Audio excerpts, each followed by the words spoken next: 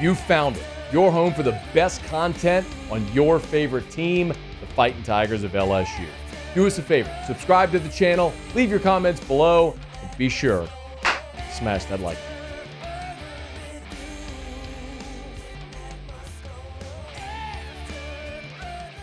I had a great opportunity earlier today to visit with LSU defensive lineman Maason Smith.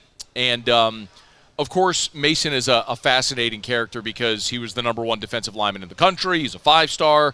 Mike Detillier always said to us that he was the best big man he's ever scouted coming out of the Bayou area. And Maason Smith came here as a freshman in 2021 and played in 9 games, battled some injuries, but when he was on the field, he was a freak show. He was unstoppable. And then with all of the ambition going into last year, we know what happened. He tears the ACL in his left knee on the first defensive series of the season against Florida State, and thus began the long rehab process and getting to this point where he's primed and ready for what everyone hopes is going to be a massive junior year. Maason Smith's part of the G team with Gordon McKernan Injury Attorneys. We're good enough to help facilitate this with us. It's a 2-part conversation. We hope you enjoy our visit with LSU defensive lineman Maason Smith. It's been going very well, just working day by day just to get my body back to how it was before I got hurt and just trying to overcome these quick obstacles before the season, before fall camp. So you mentioned before you got hurt, was that the first time you've really dealt with a significant injury in your career? For the most part, yeah, it was. I'd always thought to myself that I would never be one of those guys to tear my ACL or anything like that. But yeah, it was really my first real major injury. I dealt with a little shoulder injury here and there, and then something in my leg my freshman year, but major injury. So. Yeah, it cost you it cost you a full games, season. Yeah. Well, no, the ACL cost you a full season. So, how do you feel right now? As in mental state. No, physically. Physically after the knee injury. How do you feel? I feel great. When I first got out of surgery, I had a little bit of weight that I had to shed off, just to help out with my rehabilitation with my knee. I was up to maybe 325. I then got back down to 310, 315, around that range. So it's been a lot better for my overall health with my knee. But the training staff that we have always does a great job, and they always take care of me whatever I need. If I got a little knick-knack after a workout or a player-led practice, I can always get it checked up on right then and there. So that's the tough part, right? Yeah. Whenever you have an injury like that, you can't move, you're going to gain a little weight. Yeah. So do you still do you still notice it at all? I mean, here and there. It isn't really, I feel like something like that, and for it to be so close from each other from when it happened to now, from after surgery, I feel like you always going to feel a little something, but it's not nothing. When I walk, I don't feel it. It's only when doing certain things, it just different pressure points that it has around the knee. And for example, with mine, I have patella tendonitis now from my surgery. So sometimes I feel that, but I think I got a stem cell injection in it. So it's been fun also. Stem cells are crazy. Yeah, they work like that. It's, we could do a whole episode just on stem cells. It's the wave of the future. But, it is always interesting when a guy battles. I don't want to just talk about the injury the whole time, but coming back from that. Can we go back though and talk though? Because you and I haven't talked about this, about what actually happened. I don't know that you've actually. We've all seen the play, right? You're trailing the play, you kind of jump and land awkwardly. Yeah. From your point of view, what do you remember? What happened? I could tell you the whole thing. I remember I was lined up at nose. I was in the shade, and I was on the right side of the line. So the boundary must have been on this side. So I was at the nose, at the shade spot, and I remember the center went. The offensive line, it was like a zone right play or something like that, but it was a trick run, like a pull, pin and pull. So the center went to the left of me, and I remember the guard came over, and I swam moved the guard, and I could just see the running back. And as I was grabbing the running back, the two pulling guards had got me, so I was holding on, and then I let go. And then I just remember seeing one of my good friends, Major Burns, make the play, and I'm running after. And, I never really thought anything about it just because I've been doing that my whole life. If you go back to my high school film, I jump up in there. Practice, I always jump in there, because I'm not a sloppy big dude. So, all my moves, all my movements never really never had anything happen or anything, so I didn't really think anything about it. But when I came down, it felt like my knee shifted back and forth, like just like buckled and came back in. And I knew something was wrong, but I didn't think I tore my ACL. I just thought, like, I don't even know. Like, at first, they didn't even know I tore just because my knee wasn't swelling like that. But, yeah, came back, tore my ACL meniscus. Yeah. When did they tell you that that was the injury? They told me right when I walked in the locker room. Oh, so they knew. Yeah. Okay, you said you didn't know right away. I didn't. Yeah, I didn't know. But when I went into the tent, they were like pulling on it, and it separated, and yeah.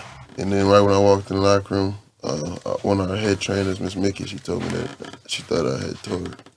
Yeah. But, you know, doing this job for as long as I have, you talk to a lot of. I mean, it's a physical game. A lot of guys get injured. So we talk to a lot of guys who have battled injuries in their career.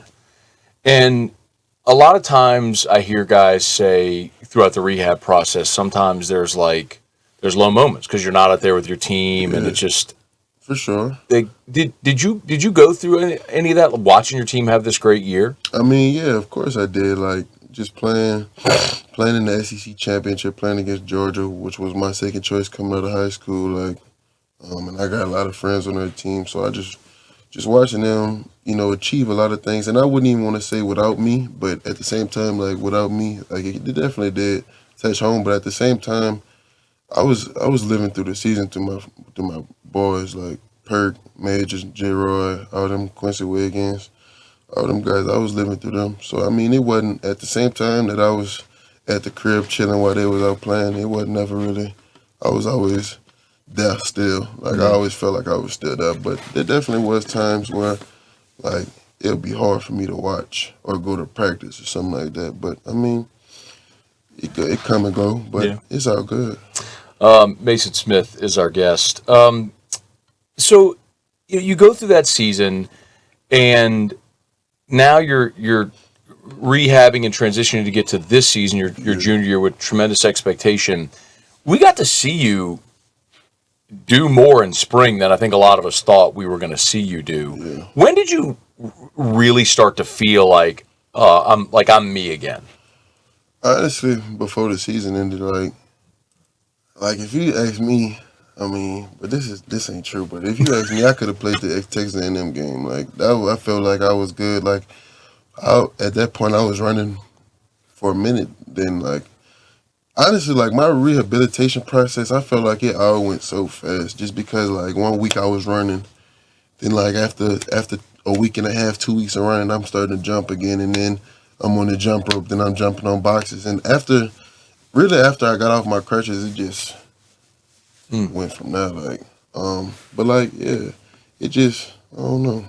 It's helpful to be a genetic freak. Yeah. That's what you are. But you've always been that guy. I mean, I remember, Mike Detillier would come on our show every Thursday for 10 years. And when you were just maybe a freshman or a sophomore, he told us, he's like, he'd say, hey, you got to see this. I've never seen a big man from the Bayou in 30 years of doing this like Maason Smith. So you've always had that expectation, but you've always seemed like a guy that embraces that as well.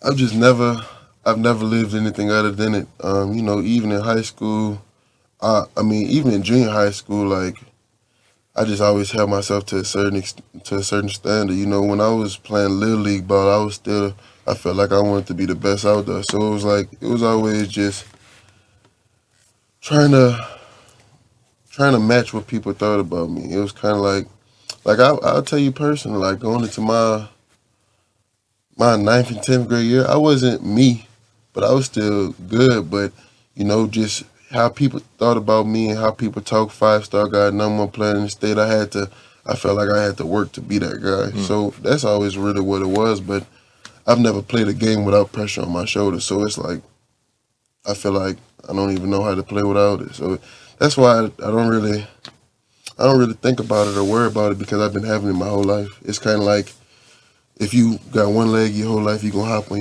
one leg the whole time. It ain't nothing different. I don't even think about it anymore. Did you ever play anything? Adaptable. Did you ever play anything other than defensive line? So I mean, in high school, I played tackle, left tackle. You never got to carry the ball? I did. That was my first position, running back. When I was 6, I played running back, and then, but like the thing about rec ball was you had to be over a certain weight, and once I got to a certain age, I was just over that certain weight. So they switched me. I played center and nose guard, and when I got to high school, I played left tackle and D tackle. Could anybody, like, do you have the 7-year-old rec league rushing touchdown record? I would imagine. Like, how could anybody tackle you? No, I forgot. I got some of the stat line though. I was doing it, man. I bet you were. And I feel like it's so crazy because I feel like I was doing the same moves I do today. Like I just thought of it as a juke move, but it's really a bob swat. Like, it's crazy. Did you ever see the video? You remember Big Baby, Glenn Davis, played basketball at LSU. Did you ever see the video of him playing running back in high school? No, I didn't.